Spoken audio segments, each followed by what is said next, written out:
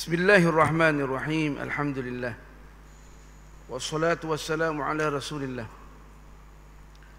Sayyidina Muhammad an-Nabiyil Karim wa ala alihi wa sahbihi ajma'in. Amma ba'du fa inna asdaqal hadisi kitabullah wa khairal hadi hadi Muhammadin sallallahu alaihi wa alihi wasallam wa syarral umuri muhdatsatuha wa kullu muhdatsatin bid'ah wa kullu bid'atin dhalalatun wa kullu dhalalatin finnar atau kama qala sallallahu alaihi wa alihi wasallam. Tuan-tuan, puan-puan yang dimuliakan, assalamualaikum warahmatullahi wabarakatuh. Segala puji bagi Allah Subhanahu wa ta'ala yang sudi mempertemukan kita kembali dalam kajian ilmu pengetahuan. Mudah-mudahan kajian ini dapat memberikan syafaat kepada kita semua. Tajuk pembahasan kita pada tengah hari ini merupakan lanjutan daripada sebelumnya, yaitu perkara-perkara yang mesti kita lalui di dalam memperkasa arkanus salah. Nah, bahagian yang ketiga, yaqulu al-Imam al-Ghazali fi kitabih Ihya Ulumuddin. Setelah kita tasyahud, nah, maka dibolehkan kita untuk berdoa kepada Allah Subhanahu wa taala. Dan memang waktu itu adalah waktu untuk berdoa. Setelah kita memberikan selawat kepada Rasulullah sallallahu alaihi wasallam, maka kita berdoa, Allahumma ghfir lana. Bila mana imam, kalau perseorangan, Allahumma ghfirli, ampunilah dosa saya ya Allah. Ditekankan bila mana jadi imam tidak boleh mendoakan diri sendiri. Nah, makanya itu di waktu kita nak melantik imam sebagai orang yang bertanggung jawab, maka dia mesti tahu peraturan bahasa Arab.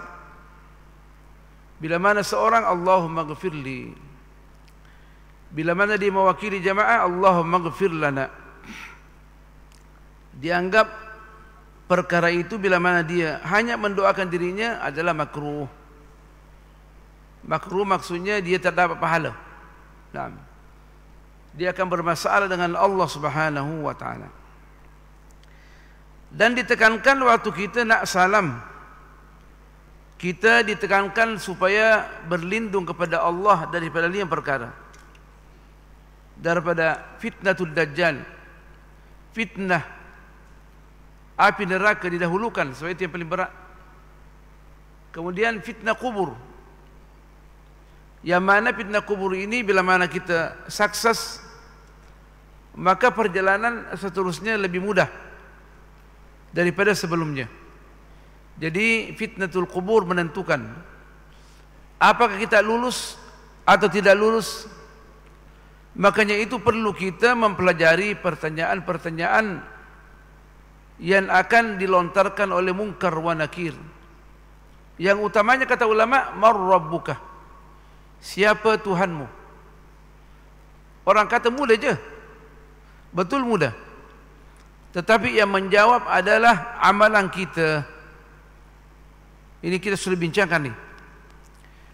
Amalan kita yang akan menjawab.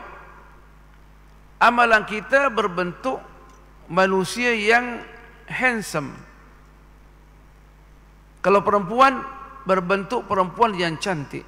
Nah, dia mengatakan, Munkar wa Nakir mengatakan mar rabbuka. Kemudian dia tolong kita, katakanlah Allahu Rabbi. Nah, Allah Tuhan saya, Rabbi yang telah mendidik saya untuk mengenal Allah Subhanahu wa ta'ala. Daripada kita waktu berada di alamuz dzar, kita sudah dikuasakan keimanan kita. Wa idz akhadha rabbuka min bani adama min zuhurihim dzurriyyatahum Dia tanya kita, alastu bi rabbikum? Ingatlah ketika Allah Subhanahu wa taala menarik sulbi kita daripada belakang ayah kita, tulang rusuk ni, untuk sampai berjalan kepada alamur rahim, kepada rahim ibu kita.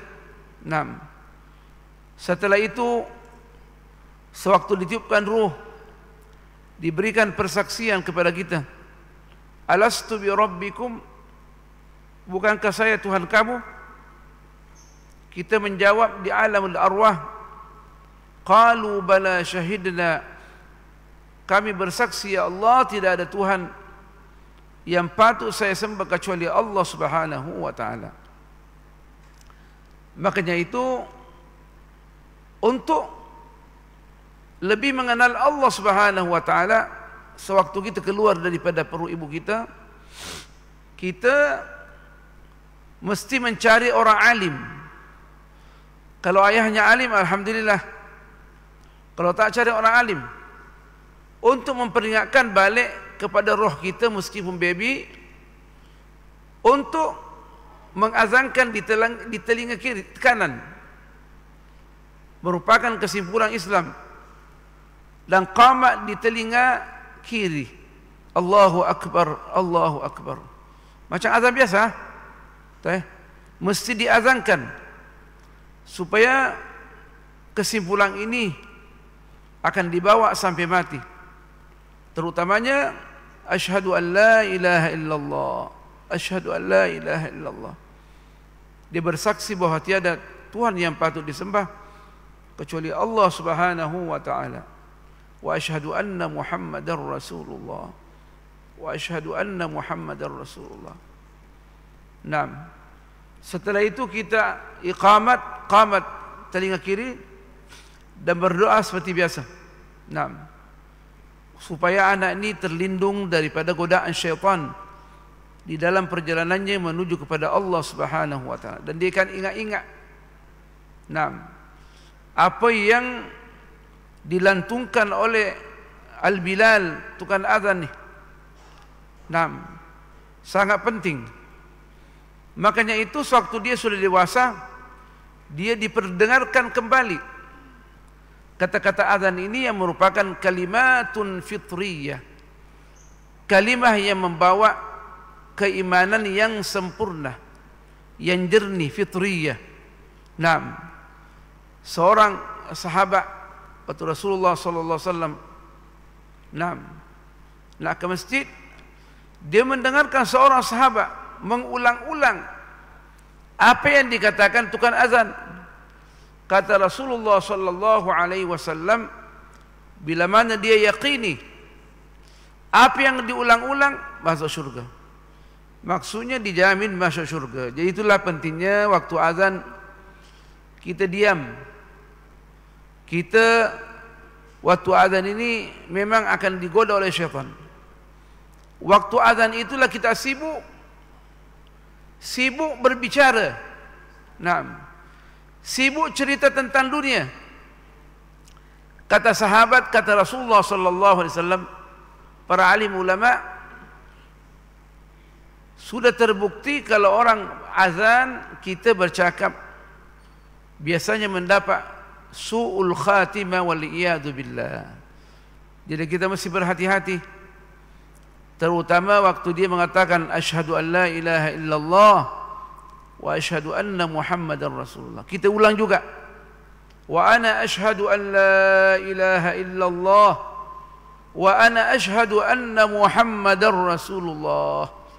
Dan saya bersaksi ya Allah, tidak ada Tuhan yang patut disembah kecuali Allah, dan Rasulullah sallallahu alaihi wasallam, Muhammad Rasulullah, merupakan pesuruh Allah Subhanahu wa taala. Ditekankan dalam hadis, kita mengucapkan bahwasanya dialah Allah Subhanahu wa taala, saya redha kepadanya, raditu billahi rabban wa bil islami dinan wa bi Muhammadin nabiyya wa rasula. Dalam satu nas yang diriwayatkan oleh al-Imam At-Tirmidzi, kita mengatakan raditu billahi rabban, wa bil islami dina. Kita dahulukan al-Islam dina. Naam. Atau raditu billahi rabban wa bi Muhammadin nabiyya wa rasula wa bil islami dina. Tapi tak apalah kita baca yang sesuai kita, yang sering kita baca. Yang sering kita baca raditu billahi rabban wa bil islami dinan wa bi sayyidina Muhammadin nabiyya wa rasula. Ada satu riwayat rasulan wa nabiyya. Ada juga nabiyya wa rasula, tak ada masalah. Naam. Yang penting ucapkan 3 kata tu. Raditu billahi rabban wa bil islami dinan atau bi Muhammadin sallallahu alaihi wasallam nabiyya wa rasula wa bil islami dina. Nah, tak ada masalah tukar. Yang kedua, urutan kedua berada pada urutan ketiga, tak ada masalah. Yang penting kita ucapkan. Yang penting kita dahulukan Allah. Raditu billahi rabban wa bil islami dinan wa bi sayyidina Muhammadin nabiyya wa rasula. Naam. Jadi ditekankan kata Imam Ghazali tak ada masalah dibaca 5 berlindung daripada 5 perkara. Al-Imam Al-Bukhari menganggap bila mana kita tidak baca berlindung kepada Allah maka batal salat kita. Tapi kita bermazhab al-Imam Syafi'i, dia merupakan sunnah muakkadah. Apa artinya sunnah muakkadah? Maksudnya hampir wajib. Maksudnya Rasulullah sallallahu alaihi wasallam tak pernah tinggal dalam salatnya, Allahumma inni a'udzubika min 'adzabi jahannam wa min 'adzabil qabr wa min fitnatil mahya wal mamat wa min syarri fitnatil masiihid dajjal. Ya Allah, aku berlindung kepadamu daripada azab neraka jahanam dan juga fitnah kubur, fitnah yang berat, dan juga fitnah kehidupan kita. Apalagi di akhir zaman ini kita betul-betul dicoba oleh Allah Subhanahu wa taala. Kalau sukses insya-Allah. Ujian berat dalam kehidupan kita ni. Ujian berat. Makanya itu ulama kata di akhir zaman ini kita melaksanakan 30% daripada tuntutan Islam, insya-Allah sukses. Dulu tak, di zaman Rasulullah mesti menghampiri 90%. Sebab apa? Sebab mereka ada di tengah-tengah Rasulullah sallallahu alaihi wasallam yang memberikan bimbingan agama. Tengok wajah Rasulullah menjadikan keimanan kita kuat. Kita tengok siapa? Kita 24 jam tengok handphone. Macam mana nak kuat keimanan kita? Tetapi insya-Allah sedikit demi sedikit mendekatkan diri kepada Allah Subhanahu wa taala. Terutama kita banyak berzikir, beristighfar kepada Allah, berselawat kepada Rasulullah sebagai wasilah kita, dan kita bertahlil, mengucapkan la ilaha illallah dengan meresapi 3 kata ini sebagai usulul zikr. Asal usul zikr, pondasi zikr, astaghfirullahal azim alladzi la ilaha illa huwal hayyul qayyum wa atubu ilaih. Kalau panjang sangat, astaghfirullahal azim, astaghfirullahal azim. Kalau panjang lagi, astaghfirullah. Merupakan asal usul zikir. Astaghfirullahal azim alladzi la ilaha illa huwal hayyul qayyum wa atubu ilaih. Kata Rasulullah sallallahu alaihi wasallam, orang yang sempat mengucapkan 3 kali, maka niscaya dosa-dosa dia akan dimaafkan oleh Allah Subhanahu wa taala, meskipun dosa-dosa dia sebanyak buih di laut. Allah. Sebanyak buih di laut. Buih tidak berguna. Begitu pula apa yang kita lakukan daripada kesalahan tidak memberikan manfaat kepada kita, bahkan akan menjadikan kita diazab oleh Allah Subhanahu wa taala kita bila mana kita tidak meminta ampun daripada Allah Subhanahu wa taala. Maka ditekankan supaya Allah maafkan kita dan menggantikan kesalahan kita menjadi kebaikan, maka kita memilih sighah daripada istighfar yang terbaik. Astaghfirullahal azim alladzi la ilaha illa huwal hayyul qayyum wa atubu ilaihi, ditekankan karena ada Al-Hayyul Qayyum dianggap Ismullahil A'zam, nama Allah yang paling agung. Al-Hayyul Qayyum, bila mana kita memohonkan kepada Allah apa saja kita punya harapan, permintaan kita, niscaya Allah akan memenuhi permohonan kita. Ada yang mengatakan karena Allahumma maksudnya ya Allah, dan itu pandangan majoritas ulama. Tapi yang terbaik kita mengucapkan tiga-tiga, Allahumma ya hayyu ya qayyum ighfirli, atau astaghfirullah al-azim alladhi la ilaha illa huwal hayyul qayyum wa atubu ilaihi. Atau kita membaca asma'illahil husna, Allahumma inni as'aluka ya Allah, ya Rahman, ya Rahim. Ucapkan 200 kali. Kalau panjang sangat kita ucap sekali. Kenapa kita mesti membaca asma'illahil husna? Karena sebahagian ulama tidak mampu menentukan Ismullahil A'zam, nama Allah yang paling agung. Mereka berbeda pandangan bahwa Ismullahil A'zam ada di celah-celah daripada nama Allah yang 99. Bagaimana kita nak menentukan Ismullahil A'zam daripada 99 itu? Kita akan meresapi nama itu mengikut situasi dan kondisi hati kita. Bagaimana boleh? Kata ulama, dia terdapat daripada 99 itu terutamanya ya Allah. Kalau kita dizalimi sama orang yang maha power di tempat kita, maka bila mana hati kita cenderung kepada salah satu nama daripada nama Allah yang cantik yang 99 itu, maka itulah Ismullahil A'zam. Kita mengatakan ya Adlu atau ya Adilu, wahai Tuhan yang maha adil, berikanlah bantuan kepada saya ya Allah, maka niscaya dia akan ditolong oleh Allah Subhanahu wa ta'ala dan akan diberikan perlindungan oleh Allah Subhanahu wa ta'ala. Dia dizalimi, dia katakan ya Allah ya Muntaqim, wahai Allah yang maha membalas dendam untuk saya. Intaqim min fulanin, balas dendamlah daripada orang yang menzalimi saya, maka akan dibantu oleh Allah Subhanahu wa ta'ala. Tapi kalau nak menjadi wali, kita doakan orang yang menzalimi kita. Itu kelas berat lah. Biasanya teori saja. Tapi ada orang yang boleh, yang dizalimi, dia boleh mendoakan orang yang menzalimi dia supaya mendapat hidayah. Para wali memang didapat. Dah persentage. Kenapa demikian?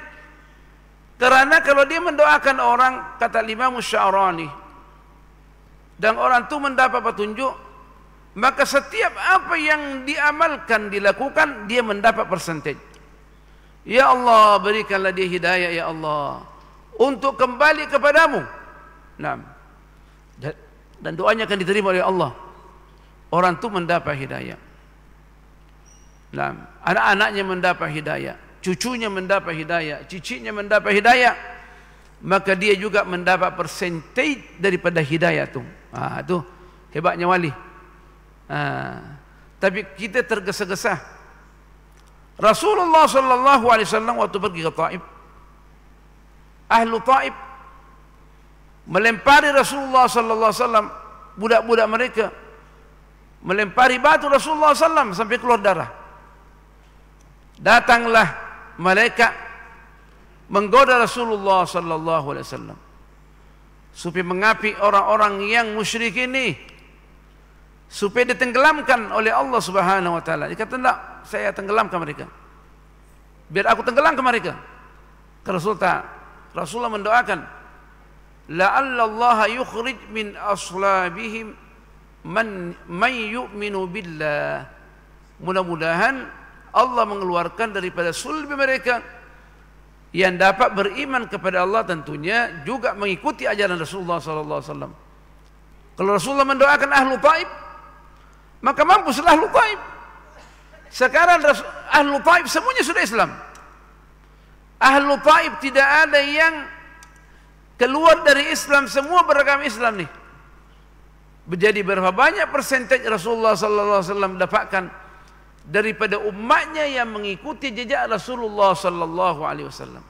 Di seluruh dunia berselawat kepada Rasulullah sallallahu alaihi wasallam. Itulah indahnya bila mana hati kita suci, bersih, berdoa kepada Allah Subhanahu wa taala.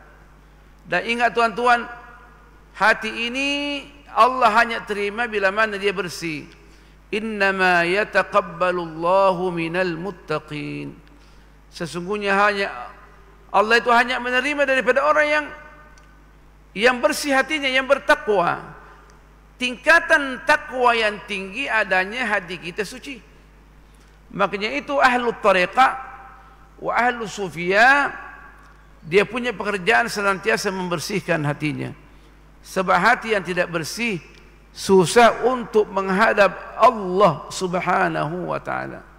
Makanya itu sering mereka adakan satu zikrullah yang paling cepat supaya bersih hati. Ya Allah, ya Allah, ya Allah, Allah, Allah, Allah. Naam. Mereka perbanyak tu. Dan dikatakan Imam Ghazali sampai kepada maqam al-haq wal haqiqah dengan mengucapkan ya Allah, ya Allah, ya Allah. Naam. Ditekankan oleh ulama kita mengucapkan 200 sebelum azan fajar dikumandangkan ke langit. Dan setiap mengucapkan ya Allah, yakinlah kita ni bahawa Allah akan mengkabulkan hajat kita. Hajat yang paling utama adanya Allah memberikan maghfirah kepada kita. Sebab kalau kita sudah bersih, maka kita termasuk orang yang paling disayangi oleh Allah Subhanahu wa ta'ala. Minta apa saja Allah akan kabulkan. Naam. Terutama waktu kita nak dicabut nyawa kita. Jadi kita kembali. Ada 5 perkara yang penting kita berlindung kepada Allah daripadanya. Azabu jahannam. Naam. Maksudnya kita berlindung kepadanya waktu kita beramal, Allah menjaga kita. Supaya segala amalan kita menuju kepada Allah Subhanahu wa ta'ala. Allah memberikan kepada kita namanya al-hifdhu. Nah, kita ada di dalam perjalanan tasawuf ada namanya al-ismatu. Nah, minta supaya kita dilindungi sama dengan Rasul dan para Nabi. Tapi itu berat. Kita hanya minta al-hifdhu, minta supaya Allah jaga kita. Dan itu tingkat kewalian, tingkat kerasulan dan kenabian tidak ada. Tapi orang yang mengikuti jejak Rasulullah sallallahu alaihi wasallam merupakan pewaris Nabi. Dekat juga. Al-ismatu wal-hifdhu. Kalau al-ismatu ini, dia dilindungi daripada dosa kecil dan dosa besar. Di akhir zaman ini berat nak mendapatkan al-ismah sebab kita bukan Rasul, bukan Nabi.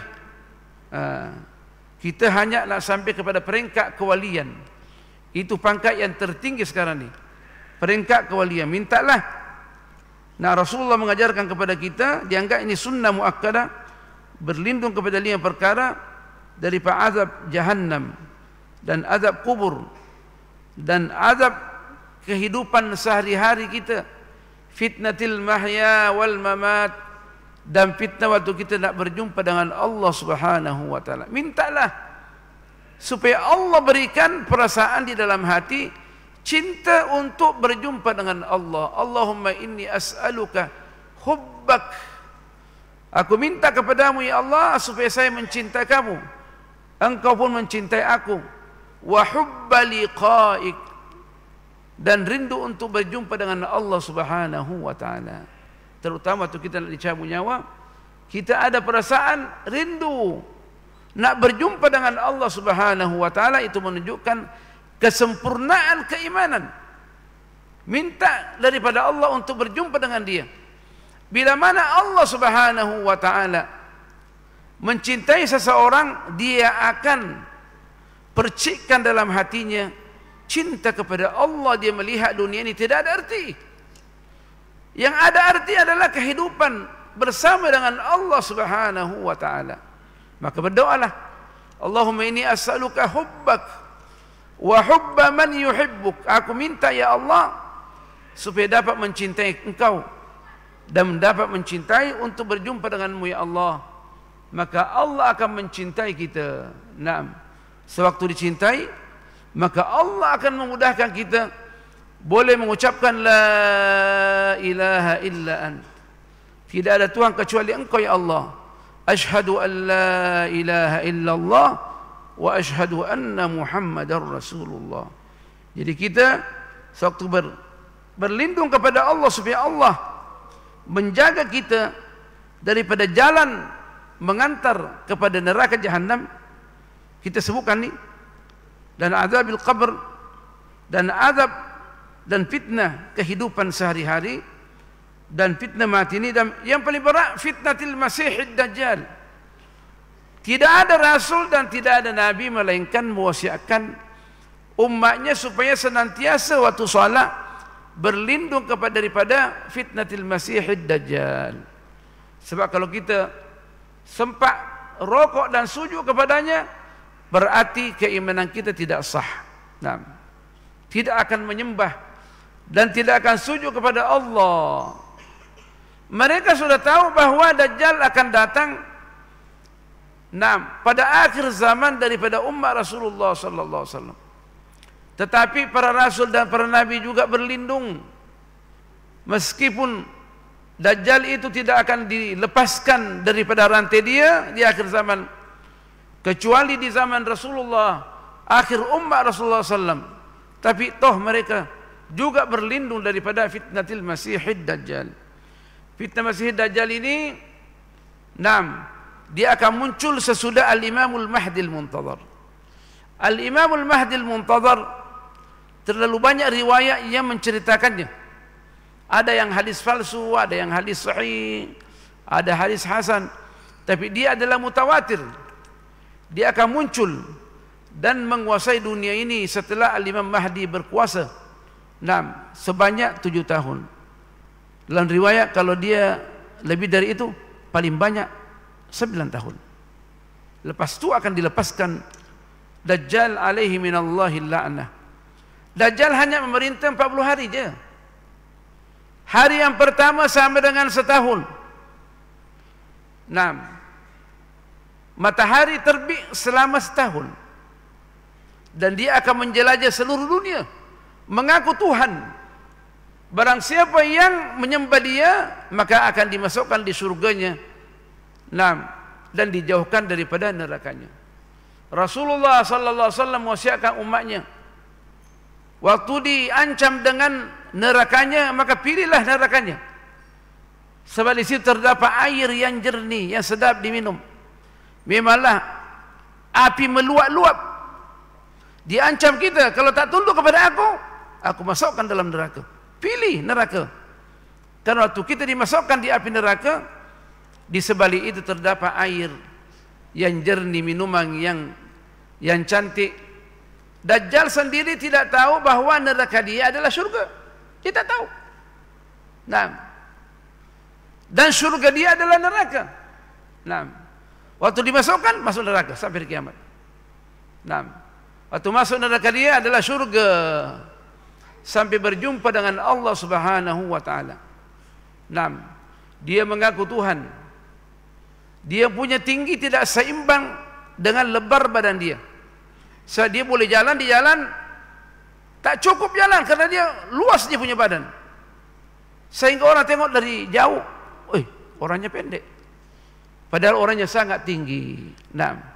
Kalau jalan yang begini kemungkinan tidak muat.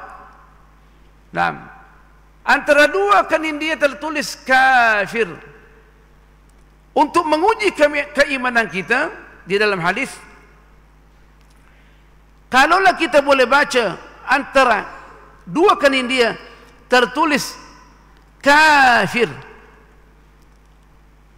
orang yang pandai bahasa Arab atau pandai bahasa Arab, selama keimanan dia benar, dia boleh baca.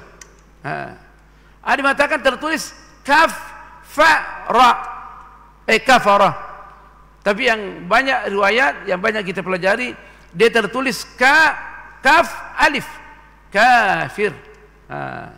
Kalau kita membaca tertulis antara dua dia punya kening dia kafir, berarti yakin kita orang yang beriman kepada Allah Subhanahu wa taala. Kita disuruh oleh Rasulullah, kalau sudah dia sampai kepada negeri itu, dia berpusat di bandar nanti, dia punya tentera.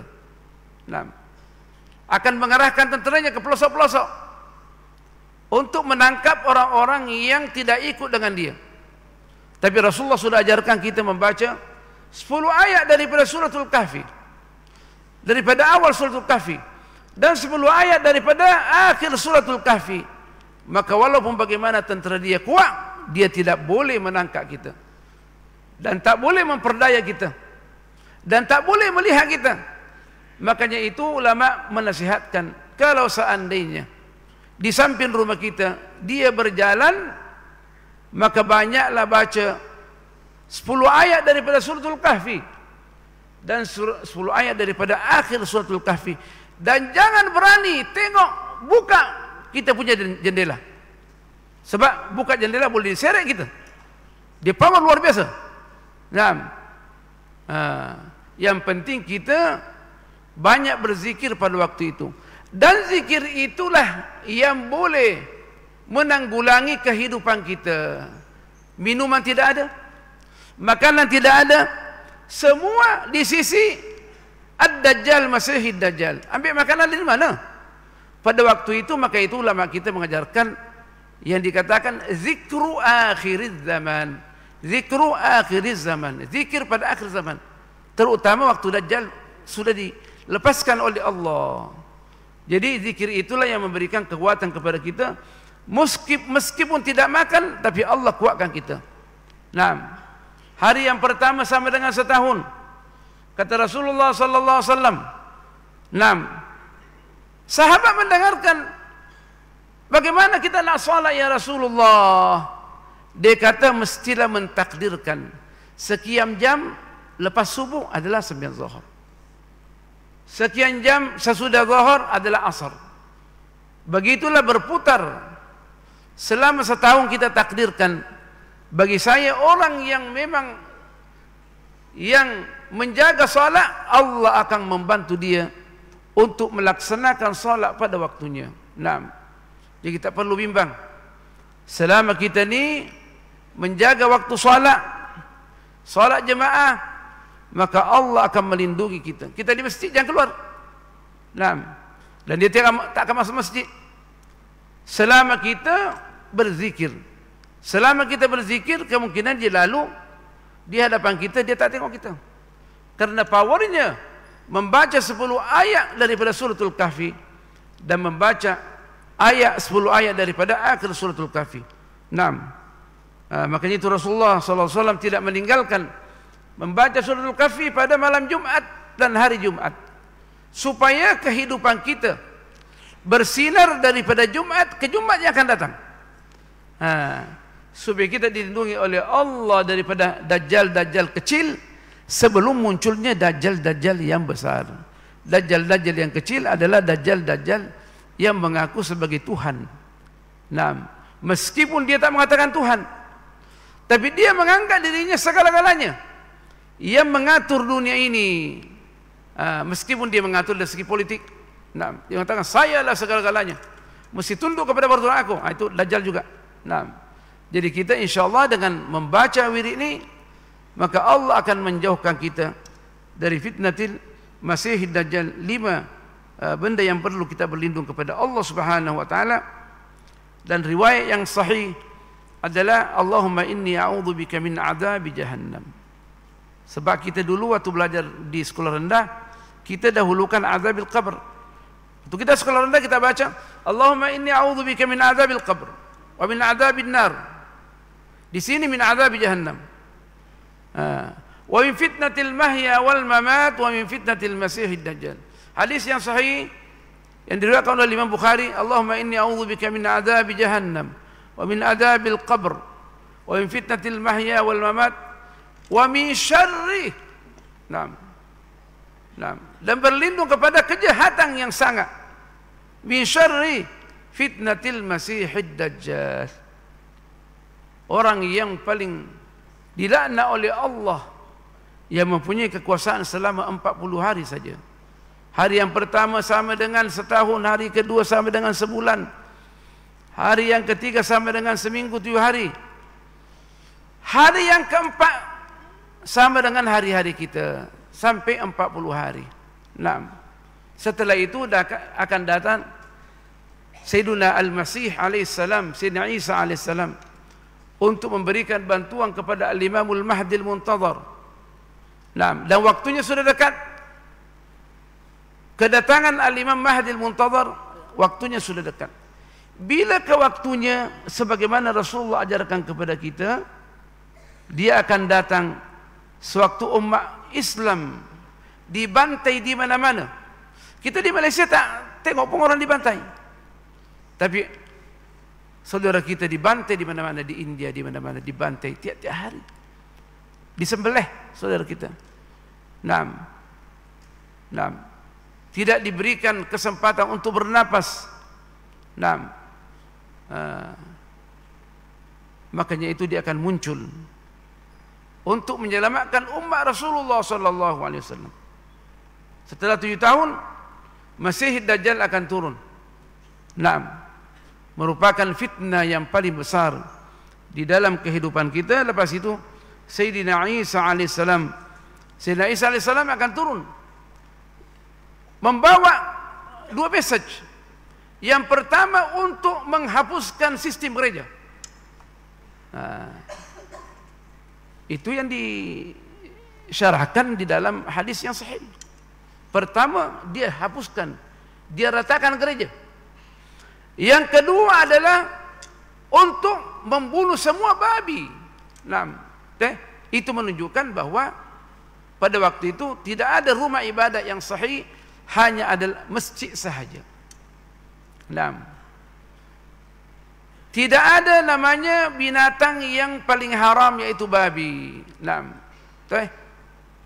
Dan tanah ini akan subur sampai dikatakan delima, pohon delima, buah delima. Orang boleh bernaung di bawahnya beberapa orang. Besarnya delima, 1 biji cukup kita makan. Allah. Kenapa? Karena pada waktu itu semuanya menyembah kepada Allah Subhanahu wa taala. Sayyidina Al-Masih Dajjal, Sayyidina Al-Masih alaihissalam, bila mana ada orang kafir di hadapan dia, napas dia boleh membunuh orang kafir. Maka tidak ada alasan, kecuali orang kafir mengatakan saya adalah orang Islam. Tapi kalau seandainya dia mengaku Islam dan bukan Islam, napas Sayyidina Isa alaihissalam akan membunuh semua orang yang mengatakan saya Islam sedangkan bukan Islam. Napas dia membunuh. Membunuh orang-orang yang tak mau dekat dengan Allah Subhanahu wa taala. Tapi kita jangan tunggu nanti Isa alaihissalam baru kita nak bersyahadat, kita nak solat. Dari sekarang ni kita memperbaiki amalan kita supaya kita boleh ditarik oleh Sayyidina Isa alaihissalam dan boleh ditarik oleh Sayyidina Muhammad Abdullah bin Muhammad ibnillah ibni Abdillah al-Muntadhar. Sebab orang yang melawan undang-undang Allah pada hari ini, dia pasti akan menjadi musuh bagi Sayyidina Muhammad al-Mahdi al-Muntadhar. Jadi mesti berhati-hati. Kata ulama, mesti berhati-hati di dalam kehidupan kita ni. Jangan sampai kita ikut dengan musuh daripada Sayyidina Muhammad ibn Abdillah Al-Mahdi Al-Muntadhar dan menjadi musuh bagi Sayyidina Isa alaihissalam, dan dia akan muncul. Dan ini merupakan hadis yang mutawatir. Apa artinya hadis mutawatir? Hadis yang tidak boleh diingkari. Barang siapa yang mengingkarinya boleh keluar daripada Islam. Tuan-tuan, puan-puan yang berbahagia, itulah yang dapat disampaikan. Mudah-mudahan Allah memberikan hidayah kepada kita dan keimanan kepada kita supaya kita lebih kuat berpegang teguh dengan agama kita. Subhanakallah bihamdik nasyhadu an la ilaha illa ant nastaghfiruka wa natubu ilaik. Bismillahirrahmanirrahim. Wal 'ashr innal insana lafi khusr illa alladziina aamanu wa 'amilus shalihaati wa tawaasaw bil haqqi wa tawaasaw bis sabr. Bismillahirrahmanirrahim. Alhamdulillah wassalatu wassalamu ala Rasulillah Sayyidina Muhammadin an-nabiyil karim wa ala alihi wa sahbihi ajma'in. Allahumma 'allimna ma yanfa'una wa zidna 'ilma, faqihna fid din wa 'allimna at-ta'wil wa habibna ila al-muslimin waj'al lana lisana sidqin fil 'alamin. Allahumma anzil barakatik wa sakanatik wa nafahatik ala hadhihi al-baldah Terengganu wa sultanaha wa ra'iyatahu wa sa'ir bilal Islam. Allah qdi hawaijana wa hawaij as-sa'ilin birahmatika ya arhamar rahimin. Wa sallallahu ala sayyidina Muhammad walhamdulillahi rabbil alamin. Wassalamu alaikum warahmatullahi wabarakatuh.